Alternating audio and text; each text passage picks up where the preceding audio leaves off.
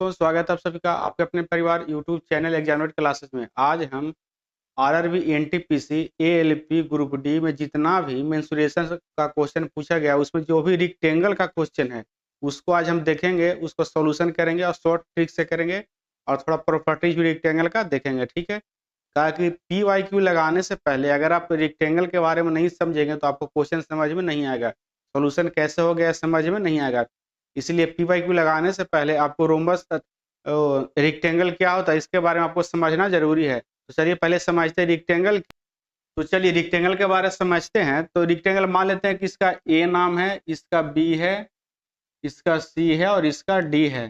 ठीक है, तो आयत का जो है आमने सामने का भुजा बराबर होता है। एल है तो ये भी एल होगा, ये बी है तो ये भी बी होगा और इसका प्रत्येक कोण जो है 90 डिग्री का होता है। ये 90 है तो ये भी 90 होगा, ये भी 90 होगा और ये भी 90 होगा। ठीक है, इसका प्रत्येक कोण 90 डिग्री का होता है और इसका डायगोनल भी आपस में क्या होता है, बराबर होता है। इसका दोनों डायगोनल जो है आपस में विकर्ण, डायगोनल का हिंदी विकर्ण है, विकर्ण जो है आपस में बराबर होता है। और क्या होता है, इसका डायगोनल जो है एक दूसरे को इक्वली बाइसेक्ट करता है। कहने का मतलब है कि जितना इसका लंबाई होगा उतना इसका होगा और जितना इसका लंबाई होगा उतना इसका लंबाई होगा। यानी इसका विकर्ण जो है, रेक्टेंगल का आयत का विकर्ण जो है एक दूसरे को इक्वली बाइसेक्ट करता है। ठीक है, अब इसका देखिए, अब क्या है कि आयत का कुछ फॉर्मूला है। जैसे इसका एरिया निकालने का फॉर्मूला है, एरिया यानी क्षेत्रफल। एरिया का हिंदी क्या होता है, क्षेत्रफल होता है। इसका क्षेत्रफल निकालते हैं कैसे, तो इसका फॉर्मूला होता है लंबाई गुना चौड़ाई। एल मतलब लेंथ, लंबाई, बी मतलब चौड़ाई। ठीक है, लंबाई गुना चौड़ाई। अच्छा, इस पेरीमीटर इसका क्या होगा, पेरीमीटर।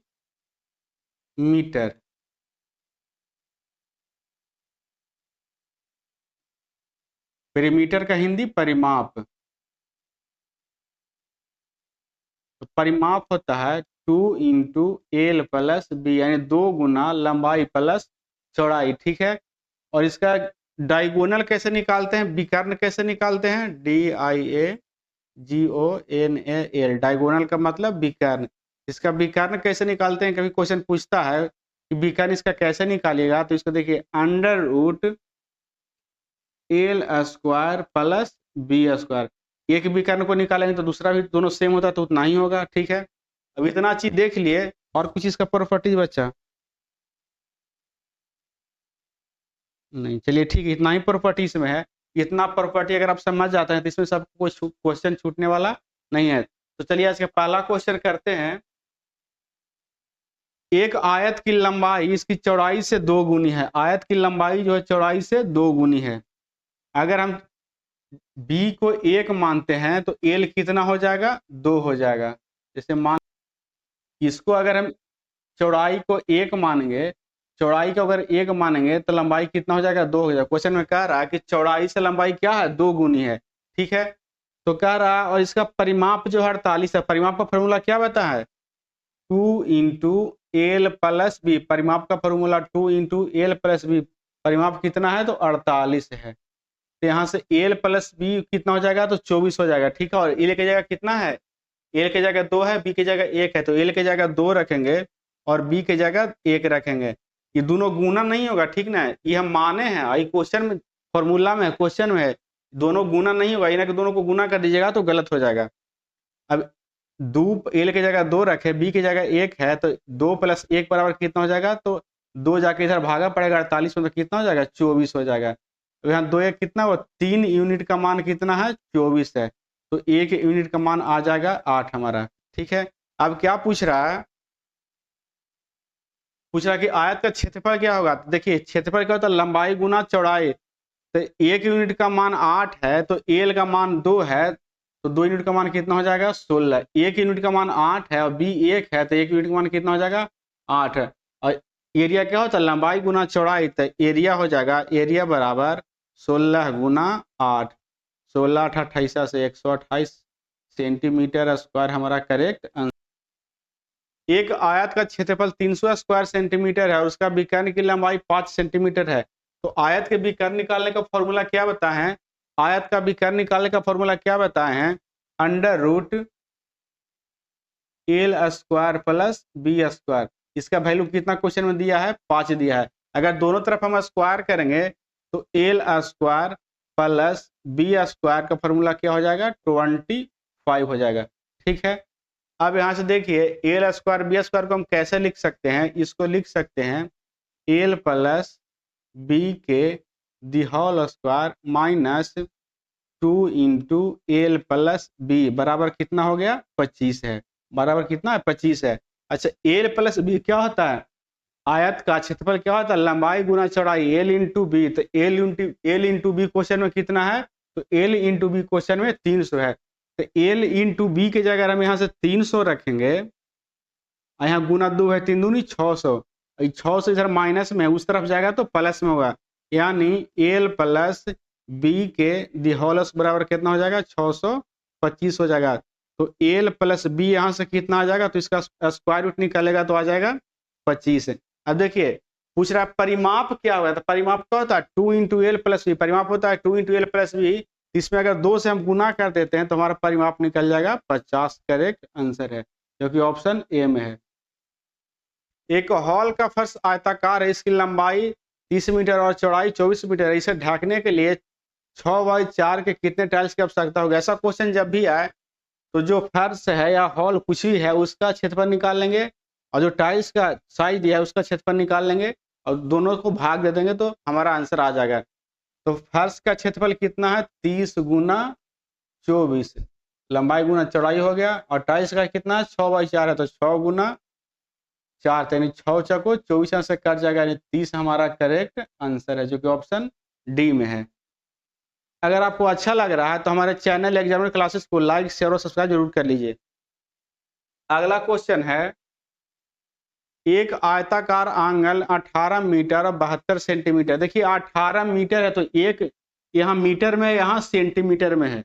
अगर सबको हम मीटर में चेंज करेंगे तो डेसिमल दशमलव में आ जाएगा, लेकिन अगर हम 18 मीटर को सेंटीमीटर में चेंज करते हैं तो डेसिमल में नहीं आएगा। इसलिए 18 मीटर बराबर 1 मीटर बराबर 100 सेंटीमीटर। तो 18 मीटर बराबर 1800 सेंटीमीटर प्लस 72 सेंटीमीटर है, यानी 1872 सेंटीमीटर लंबाई हो गया। एल हो गया 1872 सेंटीमीटर। बी हो जाएगा, बी कितना हो जाएगा? तो 13 मीटर 20 मीटर है। 13 मीटर का 1300 सेंटीमीटर हो गया प्लस 20 सेंटीमीटर, 1320 सेंटीमीटर। अब एक चीज यहाँ से ध्यान दीजिएगा, करा इस पर सभी समान आकार के वर्गाकार टाइल लगाए जाते हैं। आवश्यक टाइल की न्यूनतम संख्या, देखिए न्यूनतम संख्या में टाइल्स कब लगे, यानी कम से कम टाइल्स कब लगेगा? जब टाइल्स का साइज क्या होगा? मैक्सिमम होगा। करा जितना कम से कम टाइल्स लगाना हो संख्या में, तो इसका मतलब क्या? हमको टाइल्स का साइज मैक्सिमम रखना होगा। तो टाइल्स का साइज मैक्सिमम कैसे निकालते हैं? तो दोनों का HCF ले लेंगे। जो भी हॉल है उसका लंबाई और चौड़ाई का HCF ले लेंगे। इसका HCF निकालिएगा, इसका HCF जो है निकाल करके 24 आ जाएगा। अब क्या करेंगे, यानी HCF जो आया टाइल्स का साइज है, लंबाई और चौड़ाई है। तो टाइल्स वर्गाकार है तो लंबाई और चौड़ाई क्या होगा? सेम, लंबाई भी 24 और चौड़ाई भी 24। अब क्या बताए थे पिछला क्वेश्चन में कि जो भी हॉल है या फर्श है उसका क्षेत्रफल निकालेंगे और जो टाइल्स लगाना है उसका क्षेत्रफल निकालेंगे और फर्श या हॉल वाला क्षेत्रफल में टाइल्स वाला से भाग देंगे। अब यहाँ से देखिए फर्श यानी आंगन का क्षेत्रफल कैसे निकालेगा? तो 1872 गुना 1320 और बटा में हो जाएगा 24 गुना 24 हो जाएगा। ठीक है, अब इसको काटिए, इसको काटिएगा तो 12 दूनी 24 कट जाएगा, 6 दूनी 12, 6 दूनी 12, यहाँ से 2 छक 12 कट जाएगा, 2 छक 12 कट जाएगा और यहाँ से 6 से भाग दिए तो 1 1 0, यहाँ से काट दीजिए, यहाँ से 55 मतलब। अब इसको काटिए, 12 दूनी 24, 2 से कट जाएगा, 2 से कट जाएगा, 9 दूनी 18, 3 दूनी 6, 6 दूनी 12। अब इसको 12 से काटिएगा तो 12 सते 84, बाकी बचेगा 9, तो 6 96, तो 12 96 यानी 78। अब एक चीज ध्यान दीजिएगा, ऑप्शन में क्या है? यहाँ देखिए ऑप्शन के हर एक का इकाई का अंक जो है अलग अलग है। यहाँ 0 है, यहाँ 5 है, यहाँ 4 है, यहाँ 2 है। अब इसको पूरा गुना करने का हमको कोई जरूरत नहीं है। यहाँ देखिए इसका इकाई का अंक 8 है और इसका इकाई का अंक 5 है, तो 8 5 40, यानी इकाई का अंक कितना आएगा? जो भी हमारा आंसर आएगा उसका इकाई का अंक 0 आएगा। तो 0 सिर्फ एक ही ऑप्शन में है, ऑप्शन डी में है। इसका आंसर हो जाएगा 4290। एक आयत की लंबाई 15 सेंटीमीटर और उसका क्षेत्रफल जो 150 स्क्वायर सेंटीमीटर है, यदि लंबाई में वृद्धि करते हैं तो इसका क्षेत्रफल 4/3 गुना हो जाता है। लंबाई है 55 और क्षेत्रफल है 150, तो चौड़ाई कितना हो जाएगा? तो b हो जाएगा 150 और बटा में 15, काटिएगा तो हो जाएगा 10 सेंटीमीटर है, जो भी हो।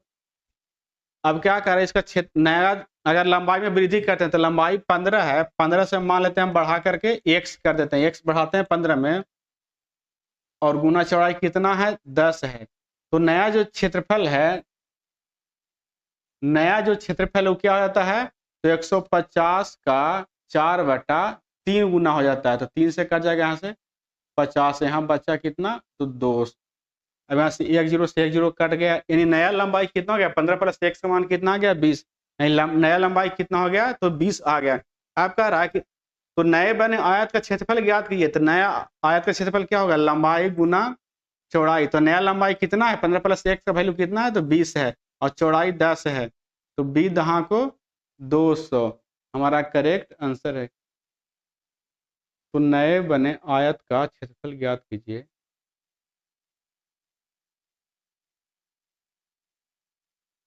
कुछ गलत तो नहीं इसमें टाइप हो गया है?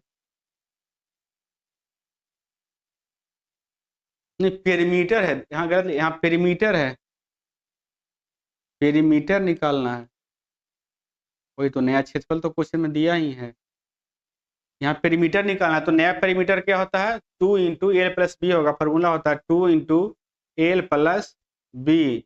तो 2 इंटू लंबाई, नया लंबाई कितना है? 20 है और चौड़ाई कितना है? पहले से 10 है, तो 20 10 3 दूनी 60 हमारा करेक्ट आंसर है, जो कि ऑप्शन सी में है।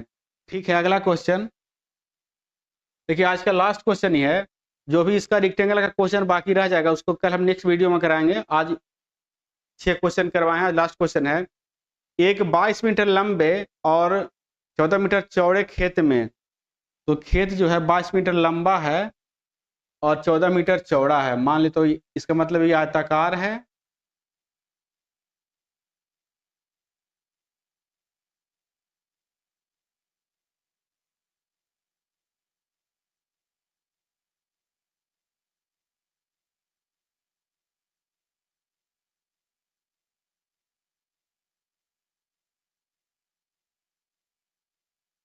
देखिए, मान लिया कोई खेत है, ठीक है, कह रहा 22 मीटर लंबा है और 14 मीटर चौड़ा है, तो मान लेते हैं 22 है और ये 14 है, चौड़ाई 14 है, लंबाई 22 है। उसमें कह रहा 4 मीटर लंबा और 2 मीटर चौड़ा, 4 मीटर लंबा 2 मीटर चौड़ा 1.5 मीटर गहरा एक गड्ढा खोदा जाता है। तो गड्ढा कैसा खोदा जाता है? मान लेते कोना में कोई गड्ढा खोदा गया है, ठीक है, एक गड्ढा का कह रहा है 4 मीटर लंबा है, लंबाई जो है 4 है, चौड़ाई जो है 2 है और ऊंचाई जो है यानी हाइट जो है 1.5 मीटर, ये जो है 1.5 मीटर है। अब क्या कह रहा है, यदि गड्ढे से निकाली गई मिट्टी को शेष खेत में एक समान रूप से फैलाया जाता है तो खेत के स्तर में होने वाली वृद्धि क्या होगा? मैंने खेत कितना ऊंचा हो जाएगा ये पूछ रहा है। यहाँ से जो मिट्टी निकाला इस सब को इधर फैला देता है, यहाँ से जो मिट्टी निकाला इस सब को इधर फैला देता है, ठीक है। बाकी जो भी गड्ढा खोद करके एरिया बचा उसमें क्या होता है? फैला देता है। तो कह रहा है जो मिट्टी फैलाएंगे तो कितना ऊंचा होगा, मतलब उसका हाइट क्या होगा। अच्छा, एक चीज यहाँ से ध्यान दीजिएगा, मिट्टी तो जो गड्ढा खोद के शेष एरिया बचा उसी में बिछाया ना, एरिया तो हमको घटाना पड़ेगा। अच्छा, जो भी मिट्टी निकाला उसका वॉल्यूम आयतन और जो मिट्टी बिछाया है जितना खेत में बिछाया उसका आयतन समान होगा, ठीक है। यहाँ से देखिए तो इसका आयतन कितना होगा? 22 गुना 14 गुना हाइट मान लेते हैं एच ऊंचा हुआ, अब माइनस यहाँ से करेंगे 4 गुना 2 गुना 1.4 2 गुना एच मान लेते हैं, गड्ढा वाला छटेगा।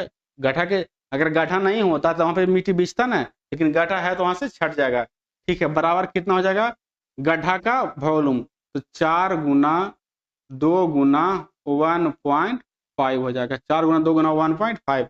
यहाँ से देखिए 22 गुना 14 हो जाएगा 308 एच और माइनस यहाँ से 8 एच बराबर हो जाएगा, यहाँ से 4 दूनी 8 जोड़ है 12 हो जाएगा। यहाँ से बच जाएगा 300 एच बराबर 12 है। एच बराबर हो जाएगा 300, सॉरी यहाँ से 12/300। अच्छा ये मीटर में देखिए, सब मीटर में देते भी मीटर में है। अगर यहाँ से देखिए ऑप्शन क्या है, सेंटीमीटर में। हम जो निकाले मीटर में, ऑप्शन सेंटीमीटर में। इसको सेंटीमीटर में चेंज करेंगे तो 100 से गुना कर देंगे। यहाँ से 2 0 से 2 0 3 छको 12, यानी 4 हमारा करेक्ट आंसर है, यानी 4 सेंटीमीटर, जो कि ऑप्शन किस में है, ऑप्शन डी में है। अब इसका जो भी शेष क्वेश्चन रह गया उसको हम कल नेक्स्ट वीडियो में कराएंगे, और रेक्टेंगल का जो कल सब क्वेश्चन खत्म हो जाएगा, टोटल क्वेश्चन कल खत्म हो जाएगा। उसके बाद हम आयत का क्वेश्चन करवाएंगे। जितना भी एनटीपीसी एग्जाम में, एएलपी में, ग्रुप डी में जब भी जितना भी क्वेश्चन आया है, सब क्वेश्चन कल हम करवाएंगे। बाकी अगर आपको अच्छा लगा तो हमारे चैनल 11 क्लासेस को लाइक, शेयर और सब्सक्राइब कीजिए। इस तरह के वीडियो आपको मिलता रहेगा। तब तक के लिए धन्यवाद।